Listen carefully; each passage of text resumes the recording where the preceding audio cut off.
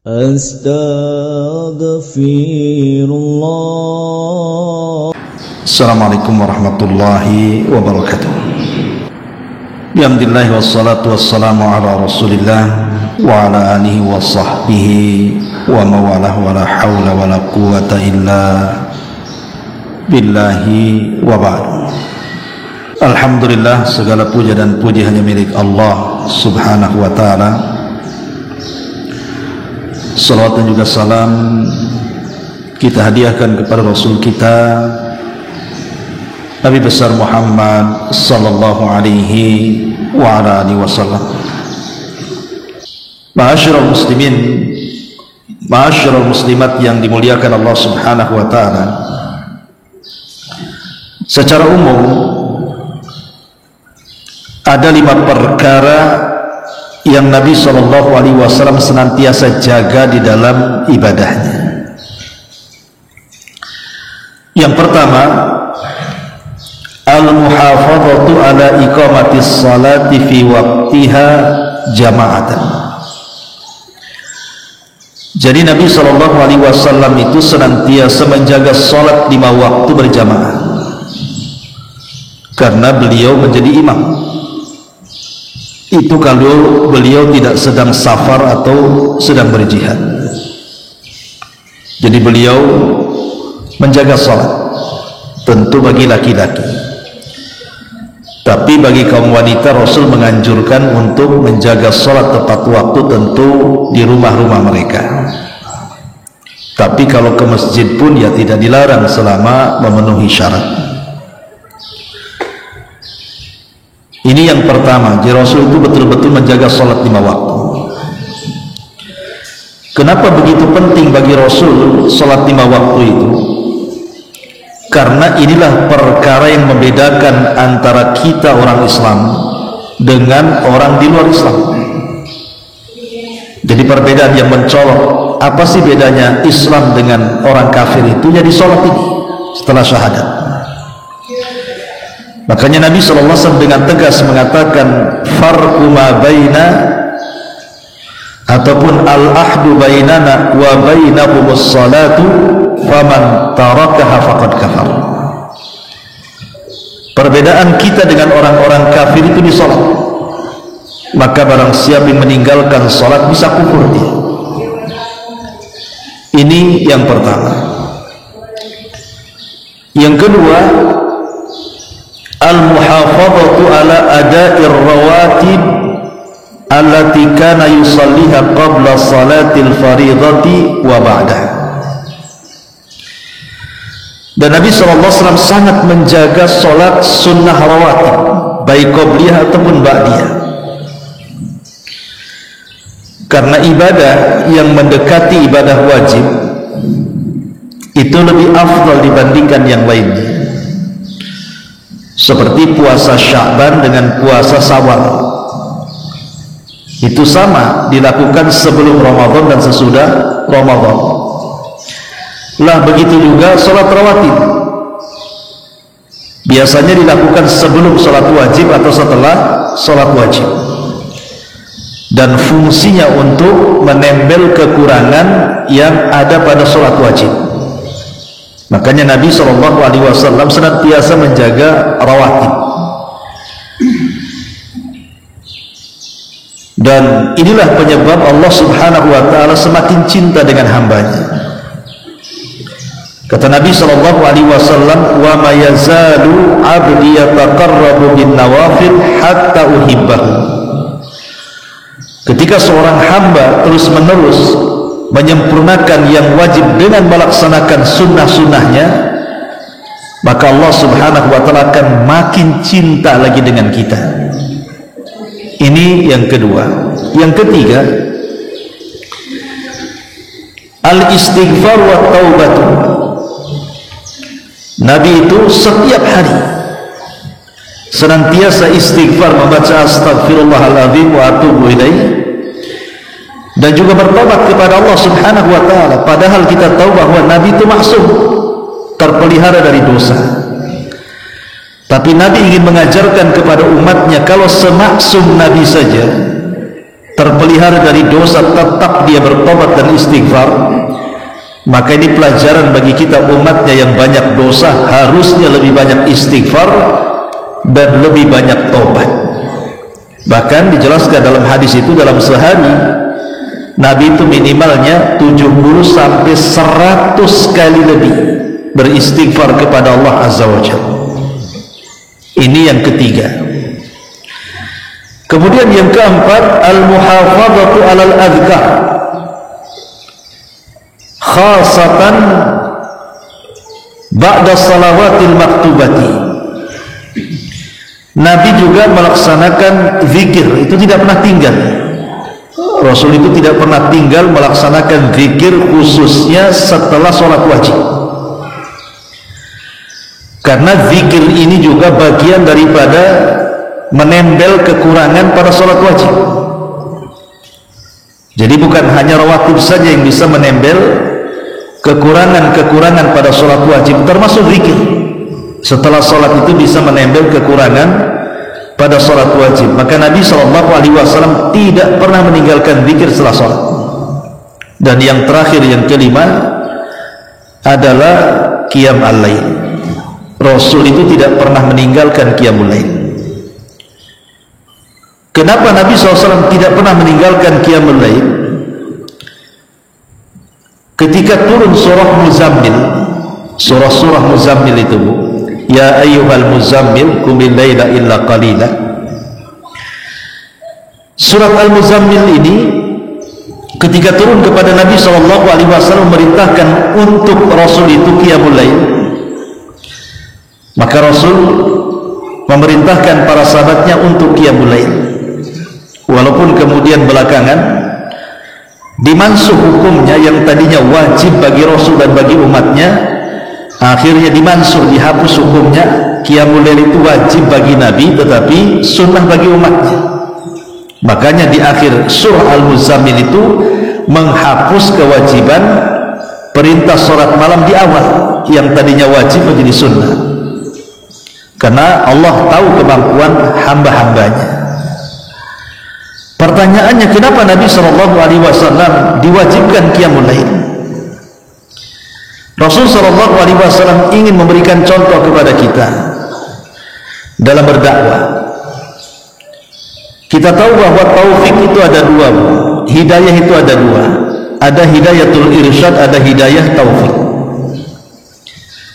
Hidayah irsyad itu maksudnya mengajak manusia kepada kebaikan, mengajak manusia ke dalam tauhid, mengajak manusia ke dalam sunnah, mengajak manusia kepada hal-hal yang positif. Adapun yang memberikan kesadaran kepada orang yang kita ajak itu kan Allah. Karena betapa banyak orang yang ngajak orang kebaikan, belum tentu orang itu baik. Ada orang yang mengajak kepada tauhid, belum tentu dia meninggalkan syirik. Ada orang yang mengajak kepada sunnah, belum tentu dia meninggalkan bid'ah. Ada orang yang mengajak kepada ketaatan, belum tentu dia meninggalkan kemaksiatan. Karena taufik itu dari Allah. Tapi kan kewajiban kita sudah disampaikan, baik kepada keluarga, tetangga, ataupun kepada orang lain. Lah taufik inilah yang kita juga berhajat. Selain kita mencari sebab dengan mengajak manusia kepada orang, maka kita berdoa kepada Allah supaya orang yang kita dakwahi itu menerima. Lah doa yang paling baik itu adalah sepertiga malam. Doa yang paling baik itu adalah sepertiga malam, karena Allah yang turun setiap hari dalam sepertiga malam itu dan mengatakan, siapa yang berdoa aku kabulkan, siapa yang meminta aku kasih, dan siapa yang beristighfar aku ampuni dosanya, setiap malam. Makanya Nabi SAW itu karena beban berat dia, beban dakwah itu sangat berat sekali, maka di malam hari Rasul bermunajat kepada Allah agar orang-orang yang besok dia akan dakwahi itu mendapatkan taufik. Jadi menggabungkan antara doa dan sebab, itu namanya. Makanya sholat malam bagi seorang muslim itu penting. Namanya ibu nih mau mendakwai keluarga, entah saudara, entah orang tua, entah anak, pokoknya ingin supaya pasangan itu baik. Nah, sebelum ibu berdakwah kepada mereka, malam hari ibu bangun tahajud, qiyamul lail, Kemudian ibu berdoa kepada Allah, ya Allah, besok saya akan mendakwai orang tua saya. Orang tua saya lama tak sholat, saya ingin orang tua saya sholat, tolong berikan taufik. Itu namanya doa malam-malam. Dan doa di malam hari itu lebih ikhlas, apalagi dilakukan di sepertiga malam akhir yang Allah katakan siapa yang berdoa akan dikabulkan. Baru siangnya atau paginya kita mulai mencari sebab. Dengan cara apa?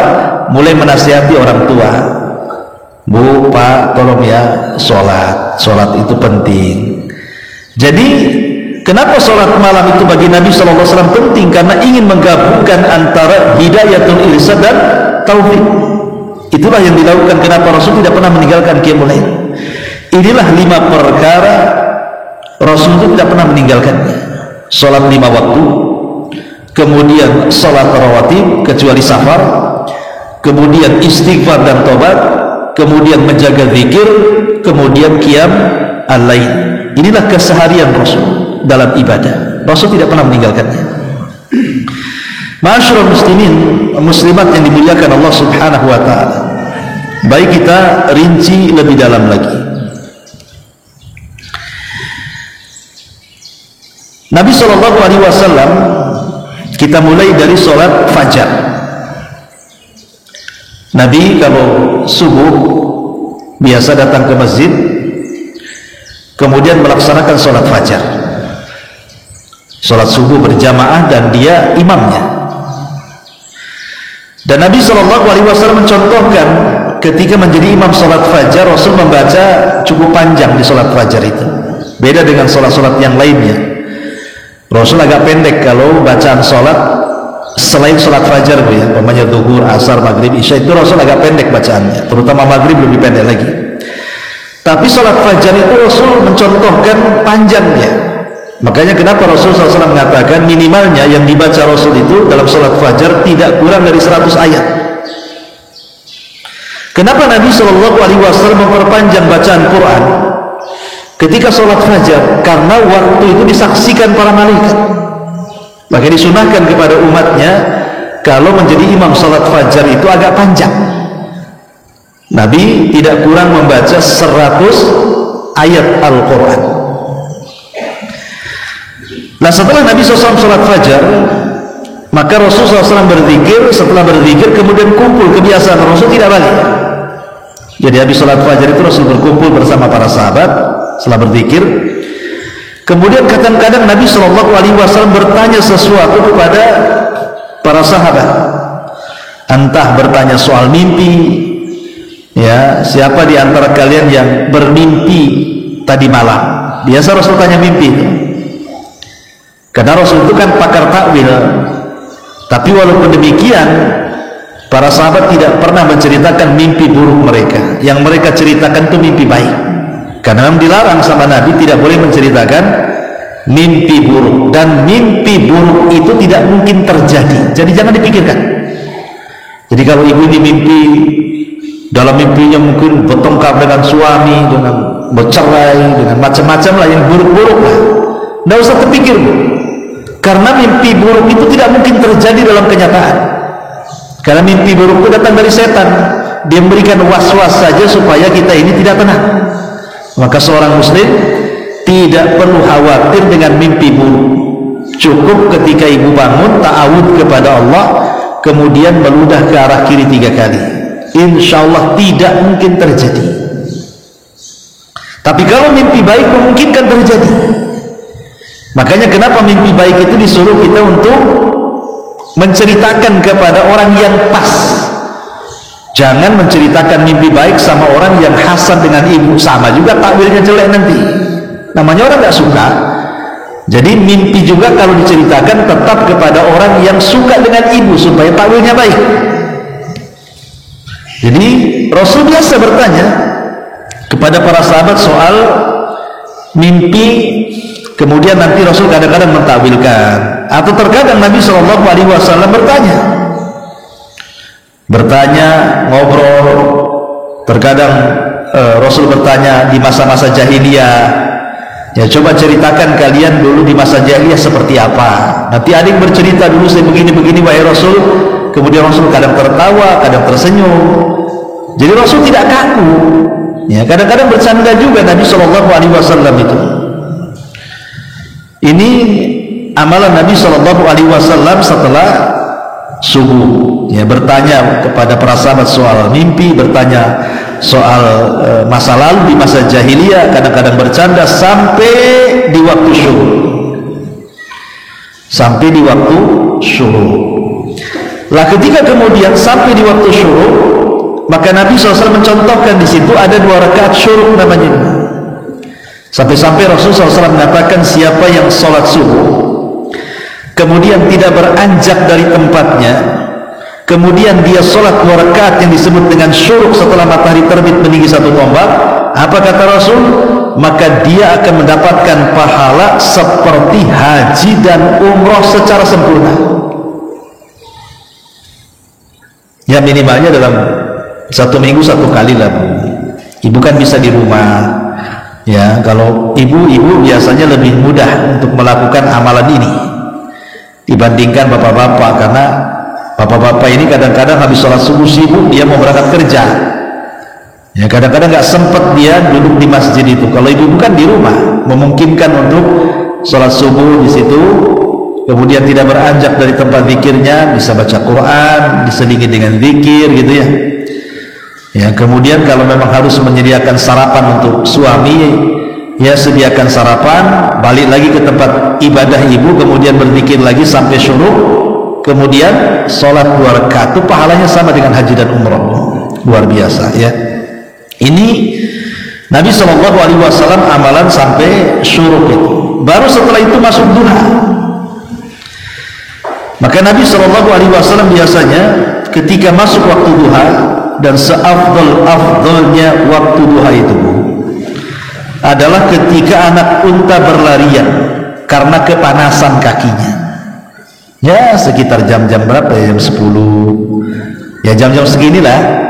Ini afdalnya sholat duha itu jam-jam segini Bu, 10, 11 ya. Itu pokoknya ketika matahari sudah mulai terbit, kemudian sudah cahayanya itu menjadi memancar ke bumi dan sudah mulai panas tanah itu mulai diinjak, disitulah sholat duha dilaksanakan, dan itu seafdal-afdalnya waktu untuk sholat duha. Dan Nabi SAW menyunahkan sholat duha itu. Terkadang Nabi SAW sholat 4 rakaat, artinya 2 rakaat salam 2 rakaat salam, atau Rasul menambah. Dan itu diceritakan oleh Aisyah radhiyallahu anha, kana Rasulullah sallallahu alaihi wasallam yusalli duha arba'an wa yazidu ma sya'allah, rawahu Muslim.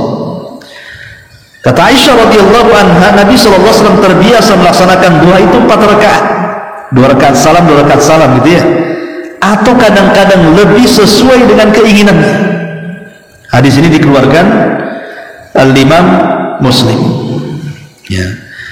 Kemudian juga setelah kemudian Nabi SAW melaksanakan duha, maka selama Rasul tidak ada kesibukan keluar, maka beliau pun membantu keluarganya, artinya membantu istri-istrinya. Seperti mamanya Rasul terkadang datang ke kambing, kemudian memerah susu ya, untuk diminum dia dan keluarga. Terkadang juga kalau ada baju sobek, Rasul juga menjahitnya. Terkadang juga kalau ada yang rusak sandalnya, maka Rasul pun membenahinya gitu ya. Jadi betul-betul kalau Rasul tidak kemana-mana dalam rumah, maka apa yang bisa beliau bantu dari kesusahan istrinya, maka dia bantu ya. Jadi tidak membebankan semua kepada istrinya kalau beliau ada di rumah gitu ya. Dan itu luar biasa. Terkadang Nabi SAW kalau pagi-pagi bertanya salah satu kepada istrinya, hal indakum ta'am, apakah kalian ada makanan yang bisa aku makan? Jadi kalau kata istrinya tidak ada yang dimakan atau tidak ada makanan yang dimakan, maka Nabi SAW selalunya dia berpuasa ya. Kata Nabi SAW, idzan inni shaim, kalau begitu saya puasa saja. Inilah yang membedakan antara puasa sunnah dan wajib Jadi kalau puasa wajib itu tidak sah puasa di siang hari kalau tidak niat di malam hari. Tapi kalau puasa sunnah itu bisa niat dadakan. Kalau mamanya ibu malas sarapan dan ibu orangnya tidak laparan, ya sudahlah saya mau puasa saja, nggak apa-apa. Ya. Tapi nggak bertepatan dengan Senin Ustaz, mamanya ini bertepatan dengan Rabu, kan nggak ada puasa Rabu. Yang ada kan Senin Kemis, atau tidak bertepatan dengan Ayyamul Bid 14, 15, 16, atau tidak ada yang bertepatan dengan puasa Daud karena saya jarang puasa Daud, maka boleh ibu puasa mutlak namanya. Puasa mutlak itu ya puasa karena Allah, niatnya karena Allah, puasa gitu saja, tapi diniatkan karena Allah, itu namanya puasa mutlak. Kata Nabi SAW, man shoma yawman fi sabilillah ba'adallahu wajhahu 'anil nari sab'ina kharifah. Barang siapa yang berpuasa satu hari dan diniatkan di jalan Allah, maka wajah ibu dengan neraka itu akan dijauhkan sejauh 70 tahun perjalanan. Lah itu yang dilakukan Nabi. Jadi Nabi itu terkadang bertanya sama istrinya, ada makanan nggak? Kata istrinya nggak ada. Maka Rasul mengatakan, ya sudah saya puasa saja. Ibu kalau punya suami kayak gini kan enak, Bu. Tapi suami ibu nggak pula kayak gini. Ada makanan nggak? Ada. Kenapa kau tak masak? Katanya. Biasa gitu. Ibu dimaki, ibu. Kenapa kau tak masak? Pemalas ibu ini, si handphone aja yang dipegang. Kan itu. Kalau istri Nabi ya memang nggak ada yang dimasak, bukan ya? Ini kulkas penuh, tak ada yang dimasak, ya wajar suami marah-marah kan. Kecuali kalau suami enggak ngasih nafkah sama ibu, ya beda lah kan itu. Taib, ini amalan Nabi SAW kalau di pagi itu biasanya kalau nggak dimakan Rasul puasa. Kemudian Rasul pun sholat duha. Ya. Ma'asyiral muslimat yang dimuliakan Allah Subhanahu Wa Taala. Disebutkan di dalam Sahih Bukhari dari Al-Aswad yang mengatakan, Sa'atu Aisyah, aku bertanya kepada Aisyah radhiyallahu anha, makanan Nabi sallallahu alaihi wasallam yasna'u fi baitihi. Kata Aswad kepada Aisyah Ummul Mukminin radhiyallahu anha, apa sih yang dilakukan Rasul itu di dalam rumahnya? Maka Aisyah radhiyallahu anha mengatakan, kana yakunu fi mihnati ahli, yakni khidmata ahli. Fa'idha hadaratis salatu kharaja ila salat. Rasul itu kalau di rumah ya biasa membantu kami keluarganya, membantu ya sehari-hari, kayak tadi jahit pakaian yang robek, membenahi sendal, kadang-kadang membenahi rumah yang rusak gitu ya. Ya tidak mungkin juga genteng bocor ibu pula suruh naik ke atas, kan bukan tugas ibu naik-naik genteng, ya Rasul yang perbaiki gitu. Pokoknya apa yang bisa Rasul lakukan untuk keluarganya Rasul bantu. Dan apabila datang waktu sholat, maka dia pun langsung keluar sholat. Ma'asyiral muslimat yang dimuliakan Allah Azza wa Jalla. Dan keseharian Nabi SAW, Rasul tidak pernah mencela makanan. Ini disebutkan, karena Nabi SAW la ya'ibu ta'aman qad in ishtahahu akalahu wa illa tarakahu. Aisyah mengatakan, Rasul itu tidak pernah mencela makanan, tidak pernah mencela makanan sedikit pun. Kalau dia suka, beliau makan. Kalau tidak suka, maka beliau tinggalkan. Dan ini keajaiban. Walaupun sederhana, Rasul tidak pernah mencela makanan, tapi tidak ada yang bisa melakukannya hari ini. Siapa yang bisa melakukan yang satu ini, tidak pernah mencela makanan, Bu? Nggak ada. Ya, hampir semua orang mencela makanan hari ini. Ibu makan dengan suami ini, diajak ke warung mana, atau warung bakso, warung Padang, warung Jawa, atau warung apa gitu kan, warung Nusantara, warung IKN pokoknya kan, pokoknya warung-warung lah. Kadang-kadang kalau ibu tidak enak, tak keasinan, mesti dicela. Enggak mencela makan, mencela pula yang buat makanan. Tak pandai nih kokinya ini katanya, kan?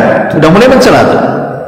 Ya, kalau keasinan, cemana bakso ini rasanya kayak gini gitu. Nah, mulai mencela kan, Bu. Mesti lisan kita ini hari ini tidak bisa. Padahal Rasul itu kalau memang nggak enak, ditinggalkan sudah. Nggak mesti dikomentari. Ngapa dikomentari? Ya iyalah Ustaz, rugilah udah beli, ya sakit hati juga, saya udah keluar banyak tuh beli bakso, itu nggak enak pula kan, itu rugilah saya kan, gitu kan ada orang alasannya. Makanya ini mukjizat Nabi. Rasul nggak pernah mencela makanan. Kita nih 1 hari tak mencela itu kayaknya susah kali. Nah ini keajaiban ya, kalau bisa seperti itu Bu. Kalau suka ya makan, nggak suka jangan dicela.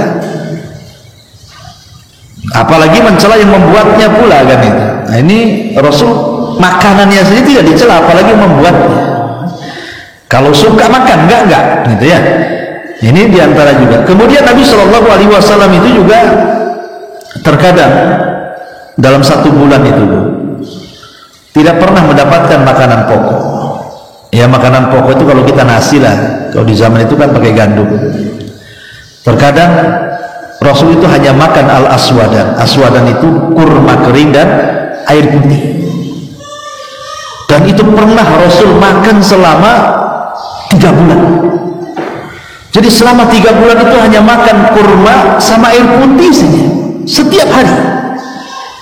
Karena tidak dapat roti ataupun gandum itu. Subhanallah ya. Tapi Rasul sabar. Dan istri-istrinya pun sabar. Bahkan ketika Ashabus Sufa itu orang-orang miskin yang hidup di Masjid Nabawi seperti Abu Hurairah dan yang lainnya, itu kan yang ngasih makan kan Nabi dan istrinya. Jadi istri-istri Nabi itu ya ngasih makan lah. Yang dikasih makan kepada Ashabus Sufa itu ya apa yang dimakan Nabi. Ya kalau Nabi makan korma, yang mereka juga makan korma kan ya. Sampai-sampai mereka protes, ya Rasulullah, tiap hari kami kurma terbakar lah itu perut-perut kami itu kan. Hari-hari korma, besok korma, lusa korma, semua hari-hari korma. Panas di perut kami wahai Rasul. Tapi Nabi SAW memberikan nasihat agar mereka bersyukur. Itulah yang bisa kami berikan. Apa yang kalian makan itu juga yang kami makan. Itulah menunjukkan apa Bu? Kesederhanaan. Ya Rasul ingin mengajarkan kesederhanaan. Walaupun dia Nabi, tapi lihat makanannya. Kadang Rasul susah. Bahkan Aisyah mengatakan selama kami tinggal di Madinah, kami tidak pernah merasakan makanan enak sampai Rasul meninggal. Subhanallah. Ya 10 tahun di kota Madinah, Rasul tidak pernah merasakan makanan enak dan keluarganya. Jadi ibu bersyukurlah kalau dalam 1 minggu itu masih bisa makan lauk, ikan, daging, telur, itu masih bersyukur. Ya. Baik, jadi ini keseharian Nabi Sallallahu Alaihi Wasallam.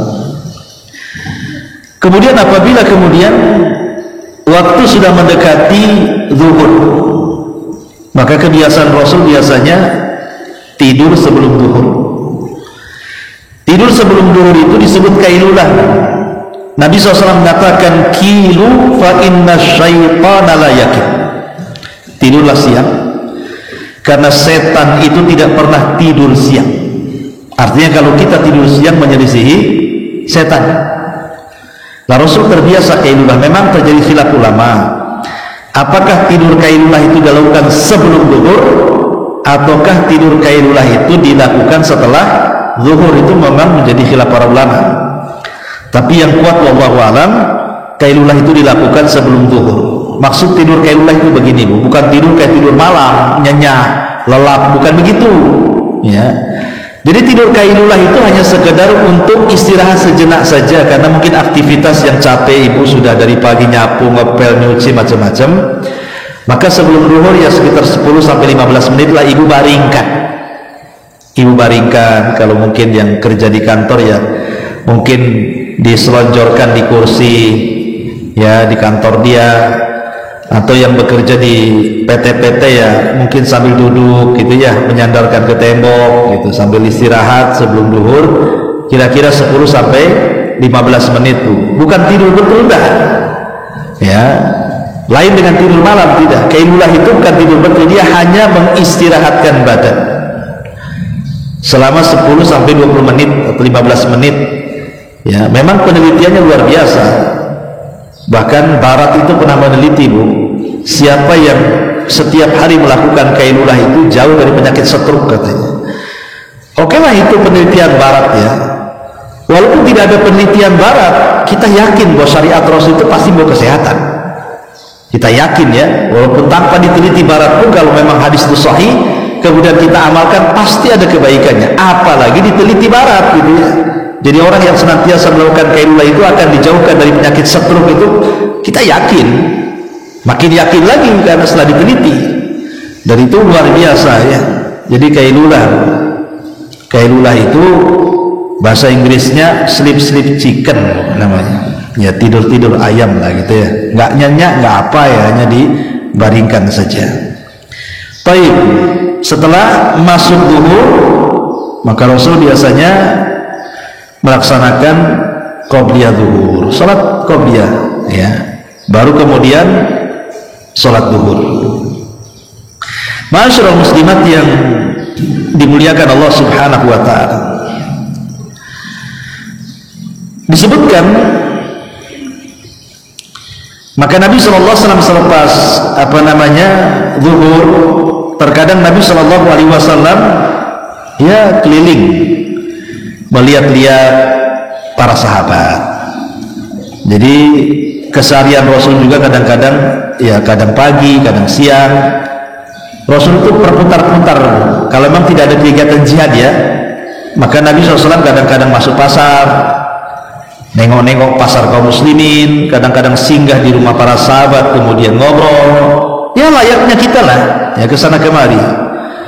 Bahkan Nabi SAW itu terkadang masuk ke pasar untuk mengecek para sahabat yang jualan di pasar itu, sampai jangan ada yang curang melakukan muamalah. Disebutkan dalam Sahih Muslim dari Abu Hurairah, jadi satu hari Nabi masuk ke pasar, kemudian Rasul mendekati seorang sahabat yang menjual makanan ya, semacam gandum. Kemudian tangannya Nabi meraba-raba gandum itu, ada yang aneh karena atasnya kering kok bawahnya basah. Dan tentu ini akan merugikan dalam timbangan kan, kalau kering kan lebih ringan timbangannya, kalau basah kan memberatkan timbangan, kan curang namanya. Jadi Nabi SAW bertanya kepada penjual makanan ini, fulan, kok aneh tuh beras mulu, atas kering kenapa kemudian bawah basah katanya. Tiba-tiba penjual ini mengatakan, asabathus sama ya Rasulullah. Oh iya, tadi baru hujan sehingga basah tuh gandum tuh. Ya Rasul tentu cerdas, kalau memang hujan ya mesti yang basah atas, kenapa pula yang basah bawah, kan emang hujan dari bawah gitu.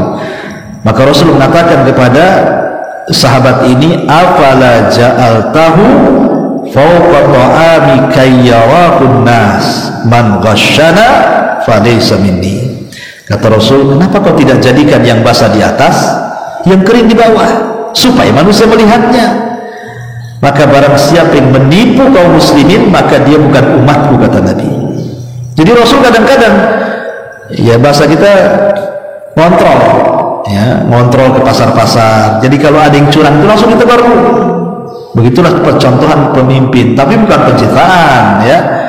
Rasul tidak bawa wartawan, kalau lagi masuk ke got-got gitu dah gitu. Rasul ya betul-betul memperbaiki umat, karena dia juga pemimpin kaum muslimin ya. Jadi betul-betul dia ingin bahwa umat Islam itu melaksanakan syariat sepenuhnya, baik dalam ibadah, baik dalam akidah, baik dalam muamalah ya. Baik hubungan dia dengan Allah, baik dia dengan keluarga, baik dia dengan tetangga, baik dia dengan kaum muslimin. Betul-betul Nabi ingin melaksanakan syariat Islam untuk diterapkan di tengah-tengah kaum muslimin ya. Masyaallah muslimat yang dimuliakan Allah Azza wa Jalla. Lah Nabi itu walaupun dalam kesibukan sehari-hari dengan keluarga, dengan masyarakat, dengan para sahabat itu, tapi lisan beliau itu tidak pernah lepas dari zikir. Sampai Aisyah mengatakan, karena Nabi SAW yadhkurullaha ala kulli ahyani. Rasul itu berzikir aja setiap saat. Jadi lisannya itu terus berzikir kepada Allah Azza wa Jalla. Luar biasa gitu ya. Itulah perbuatan Nabi sallallahu alaihi wasallam. Kemudian setelah masuk waktu Isya, kadang-kadang masuk waktu asar, Maka Nabi SAW terkadang melaksanakan sholat 4 rakaat sebelum asar. Ini bukan rawatib ya, kalau sebelum asar itu namanya sholat nafilah 4 rakaat, 2 rakaat salam, 2 rakaat salam. Itu pahalanya besar. Ya, orang yang menjaga 4 rakaat sebelum asar itu, walaupun itu nafilah bukan rawatib, tapi luar biasa pahalanya. Baru melaksanakan asar, dan Nabi sangat memprioritaskan 2 sholat ini, sholat subuh dan asar. Ya, itu luar biasa Rasul menjaga 2 sholat ini. Kenapa? Karena Rasul menganggap 2 sholat ini sebagai baradain, 2 sholat barad. Apa maksudnya 2 sholat barad itu? Kata Nabi SAW, man hafadha ala baradaini dakhala al-jannah. Siapa yang menjaga 2 sholat barad, maka dijamin dia masuk surga. Maksud barad di sini artinya 2 sholat yang waktunya itu dingin. Kalau zuhur kan panas ya kan, kalau asar udah mulai dingin nih, apalagi subuh. Makanya Rasul menjaga 2 sholat ini, apalagi 2 sholat ini penyebab amalan kita diangkat dan dilihat Allah. Jadi ada malaikat-malaikat kata Rasul yang mencatat amal itu, baik malaikat siang atau malaikat malam.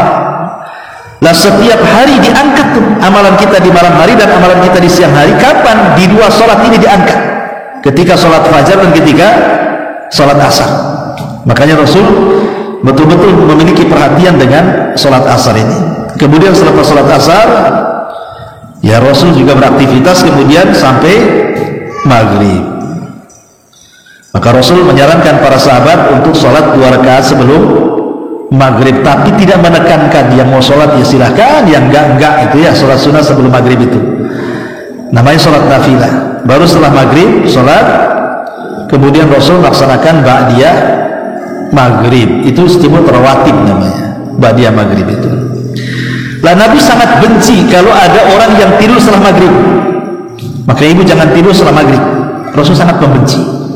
Jangan tidur setelah maghrib. Kenapa? Karena waktu maghrib ke isya itu tak jauh, sejam aja, sejam lebih ya waktu maghrib ke isya. Makanya Rasul itu sangat membenci, jangan tidur setelah maghrib. Nah setelah kemudian waktu isya, maka Rasul terkadang mengawalkan, terkadang mengakhirkan. Bahkan Rasul mengatakan, kalau tidak memberatkan kepada umatku, tentu aku akan melaksanakan isya itu diakhirkan. Tapi karena Rasul sayang dengan umatnya, maka Rasul lebih mengawalkan sholat isya supaya bisa berjamaah bersama para sahabatnya. Nah selepas sholat isya, Rasul sangat membenci orang itu ngobrol yang tidak ada faedahnya ya, maksudnya ya, ngalor ngidul ngetan ngulon gitu, nggak jelas gitu arahnya. Rasul nggak suka, kecuali kalau ada manfaat dunia, manfaat akhirat. Kadang-kadang Rasul rapat bersama para sahabat untuk kepentingan dakwah, nggak masalah. Ibu ada kajian malam-malam, nggak apa-apa. Kalau ada manfaat untuk dunia dan akhirat, minimalnya kalau tidak dapat manfaat akhirat, dapat dunia lah. Mungkin membicarakan soal bisnis, membicarakan soal mungkin hubungan suami istri, ya ngobrol malam-malam antar suami istri supaya lebih harmonis gitu ya. Karena juga ada sebagian keluarga itu yang tidak bisa bertemu siang sore, baru bertemu malam karena suami sibuk kerja gitu ya. Maka nggak apa-apa kalau ada manfaat dunia untuk keutuhan rumah tangga atau untuk bisnis atau untuk apa gitu ya. Nah, tapi kalau nggak ada kepentingannya, hanya ngobrol sana sini dengan kawannya, ngopi sana sini sampai tengah malam, itu Rasul benci. Rasul tidak pernah, karena Rasul itu biasanya kalau nggak ada kegiatan segera tidur. Rasul itu biasanya tidur awal, habis isya tidur, nanti bangunnya tengah malam atau sepertiga malam. Tidur Nabi itu cuma 2 sifat aja kalau malam-malam. Pertama, Rasul tidur separuh malam, separuh bangun malam. Atau Rasul tambah 2/3 malam Rasul tidur, sepertiganya Rasul bangun. Begitu saja setiap harinya Rasul. Ima separuh malam tidur, separuhnya menghidupkan malam, atau 2/3 malam Rasul tidur, sepertiganya beliau hidupkan malam dengan tahajud, qiyamul lail, dan begitu seterusnya. Lah terkadang Nabi SAW kalau malam hari itu digunakan untuk tafakkur. Sampai-sampai satu hari Rasul izin kepada Aisyah, wahai Aisyah, bisa nggak engkau izinkan malam ini aku tidak bersamamu dulu? Maka Aisyah mengatakan, ya Rasul, sebenarnya berat untuk meninggalkan dirimu, tapi aku juga suka apa yang kau sukai.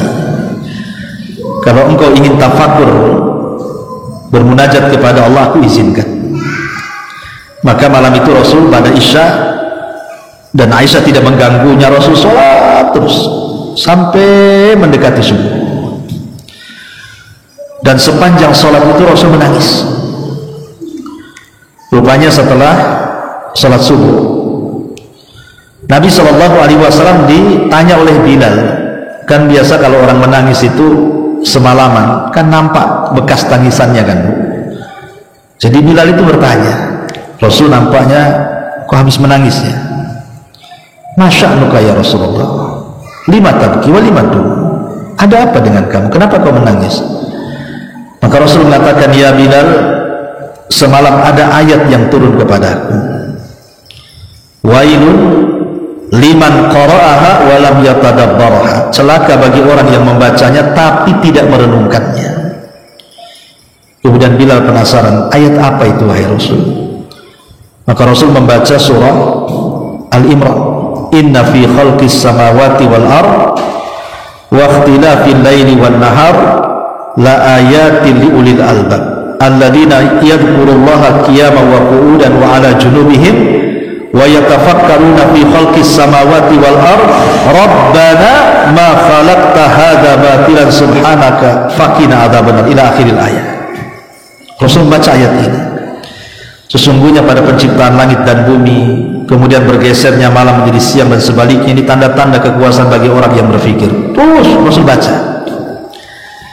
Jadi terkadang Rasul menjadikan malam hari itu untuk tafakur, terkadang menghabiskan untuk qiyamul lail.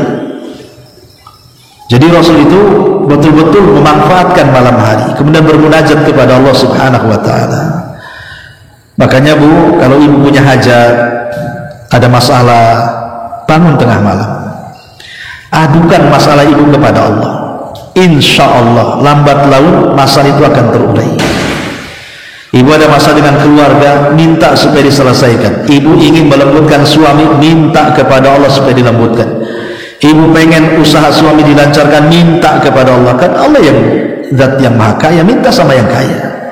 Ibu lemah, minta zat kepada yang kuat, minta sama Allah.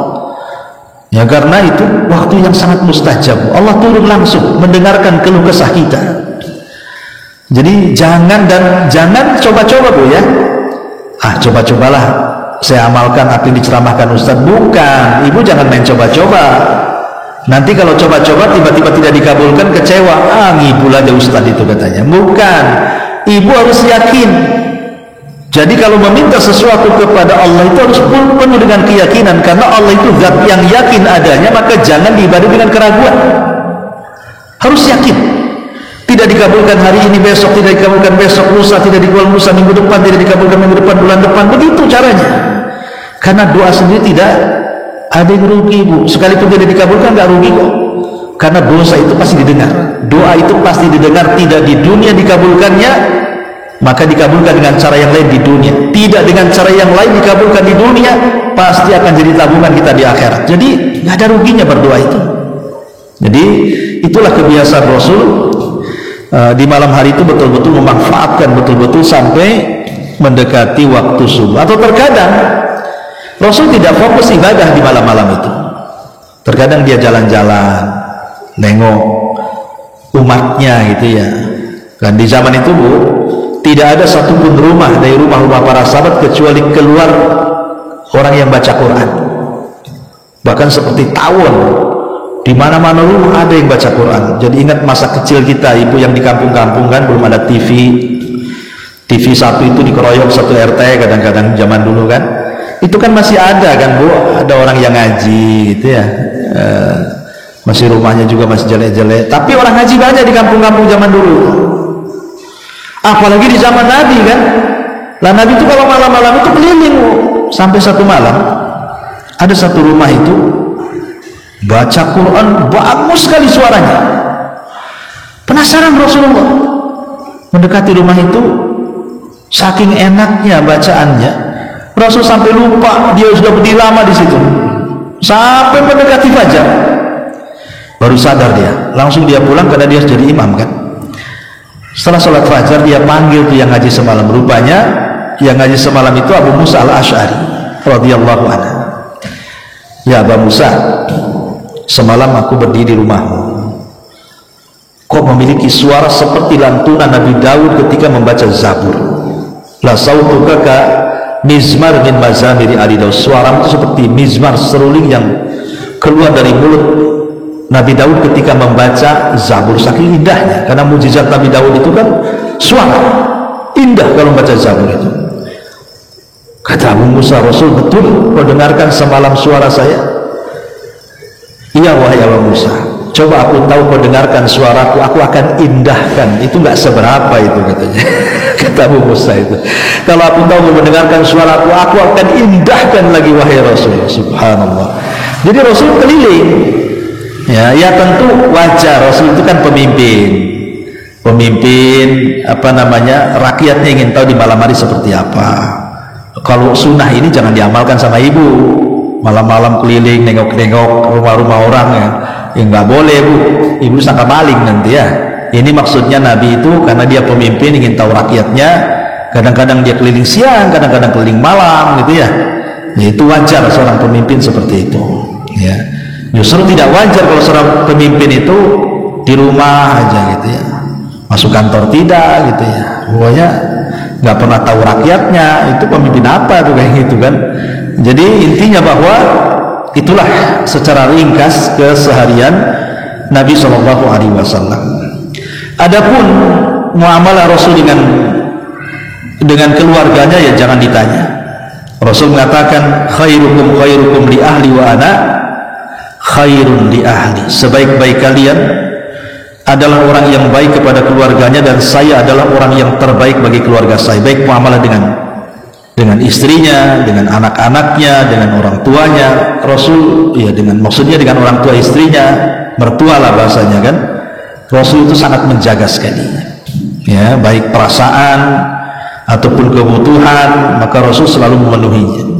Kemudian juga dengan tetangga juga begitu. Bahkan Rasul menyarankan untuk supaya berbuat baik dengan tetangga, jadikan seolah-olah tetangga itu ahli waris. Itu yang diwasiatkan Jibril kepada Nabi SAW. Kemudian juga muamalah dengan kaum muslimin secara umum. Bahkan Rasul itu mencontohkan bagaimana muamalah dengan anak-anak ya, bagaimana sayangnya Rasul dengan anak-anak, bagaimana sayangnya Rasul dengan du'afa, orang-orang lemah gitu ya, bagaimana sayangnya Rasul dengan binatang. Terkadang sampai satu ketika ada unta yang mengadu ya, bahwa dia disiksa majikannya. Rasul marah sama majikannya itu, kamu itu sudah dikasih unta ditundukkan kok kamu tidak merawatnya, rawat dia. Nah, jadi Rasul sampai marah sama sahabat yang terlalu keras dengan binatang. Bahkan dalam ke benda-benda padat saja, seperti Rasul pernah berkhutbah di atas pelepah kurma, tiba-tiba setelah buatkan mimbar, tidak berdiri lagi di pelepah kurma itu, nangis di pelepah kurma itu sampai kedengaran tangisannya di telinga para sahabat, sampai Rasul turun kemudian dielus, baru tangisannya berhenti. Kalau tidak dihentikan sama Rasul, maka pelepah kurma itu akan menangis sampai kiamat. Tapi lihat Rasul memperlakukan pelepah kurma sampai kepada jamadat gitu ya. Rasul betul-betul menjaga. Kalau sekarang enggak, wah hutan ditebang-tebang kalau sekarang ini enggak mau jaga. Bahkan dengan musuhnya pun Rasul sayang, membawa nebar rahmat gitu ya. Ketika ada Usamah ibn Zaid membunuh orang yang mengucapkan la ilaha illallah, Rasul marah.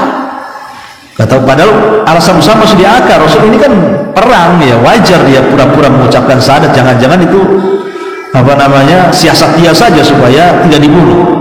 Tapi Rasul mengatakan tidak, kau jangan suudzon ya, seolah Rasul ingin mengatakan seperti itu, karena engkau akan bertanggung jawab dengan kalimat la ilaha illallah yang dia ucapkan pada hari kiamat. Intinya Rasul luar biasa. Kalau kita bentangkan akhlak Rasul luar biasa. Wallahu alam. Sampai di sini kita tutup dengan kafaratul majlis. Subhanallahi bihamdika Asyhadu an la ilaha illa anta astaghfiruka wa atubu ilaik. Allahu ta'ala alam. Assalamualaikum warahmatullahi wabarakatuh.